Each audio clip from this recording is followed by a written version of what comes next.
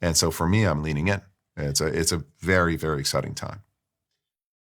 70 to 80% of jobs will be disrupted by AI, is like broadly what you said there.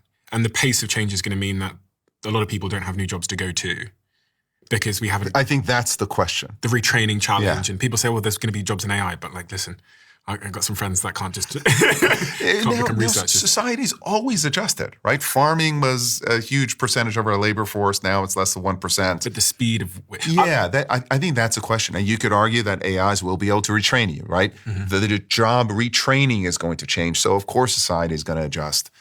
But I do think it raises questions, real questions. I've not been able to get an answer on that, really, I think, from the experts in AI that I've interviewed, which is like, what do those 70 or 80% of people do? Because we're seeing it in our own business that there's many jobs which we would have hired for previously across the board that AI is now doing exceptionally well. And every single day, literally daily, we try to see if the new model, Gemini Pro 3 or whatever, can do things that we're currently doing manually. And every day we're getting those little breakthroughs and going, oh, okay, now we no longer need to... And coding is one of those big areas that you talk about a lot, where there's been already sort of big disruption, positive disruption at Uber.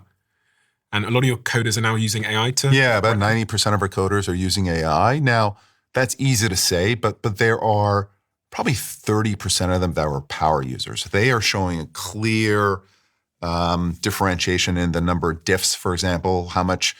a diff is a code release that's different from the last code release. So one of the measurements of productivity is just how many diffs are you putting to the code base.